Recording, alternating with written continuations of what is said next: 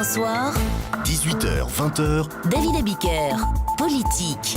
Politique Europe 1, il est 18h43, l'heure de l'édito politique de Claude Askolovitch.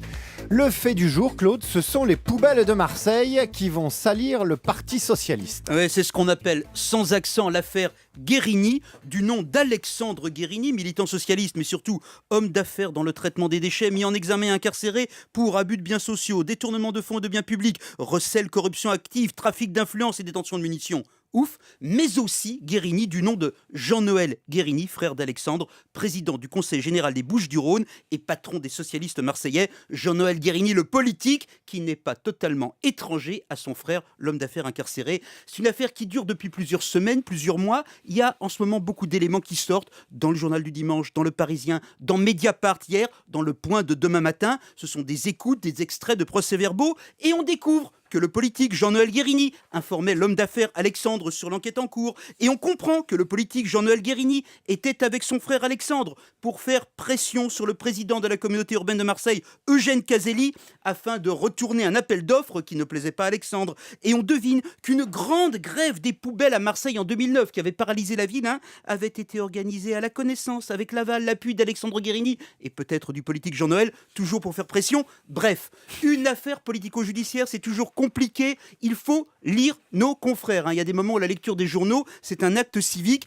mais en résumé maintenant, David, vous avez une grande ville, Marseille, une grande fédération socialiste, la Fédération des Bouches-du-Rhône, un grand patron politique, Jean-Noël Guérini, plongé dans un scandale, dans le soupçon, et plus que dans le soupçon. Et pour l'instant, ça reste un scandale local. Ouais, c'est ça qui est étonnant. Et symboliquement, nos confrères du Point ont deux éditions. Il y a l'édition nationale qui sort demain, avec à la une la bonne tête de François Hollande, qui va bien, merci. Et puis il y a l'édition marseillaise, avec les deux têtes des frères Guérini. Maintenant, cette différence très artificielle entre Marseille et la France ne va pas tenir éternellement, parce que les articles de presse se multiplient, et parce que les socialistes sont interpellés directement. Pour l'instant, un seul socialiste important a osé parler de cette affaire, Arnaud Montebourg, monsieur propre évidemment, mais il a crié dans le désert rose. Au PS, la ligne, c'est faire le gros dos, ouvrir le parapluie. On attendait une éventuelle mise en examen de Jean-Noël Guérini. On faisait comme si cette affaire était juste un peu embêtante au niveau des cantonales dans les Bouches-du-Rhône. Et puis on nous précisait au PS que de toute manière,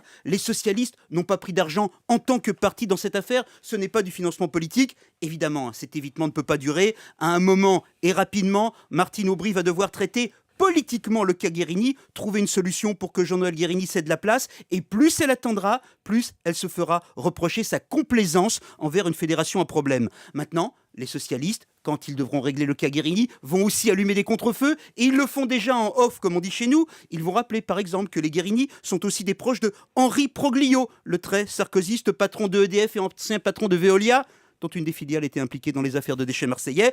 Ils vont aussi murmurer, les socialistes, et ils le font déjà, que Bernard Squarcini, le très sarkozyste patron du renseignement intérieur, connaît bien les Guérini, il aurait pu être leurs informateurs. Bref, David, en général, quand on a une affaire politique méchante, on essaye de la tirer vers un scandale généralisé et embrouillé. Je ne parlerai pas de bouillabaisse, parce que la bouillabaisse, elle a bon goût. Elle. Merci Claude Askolovitch.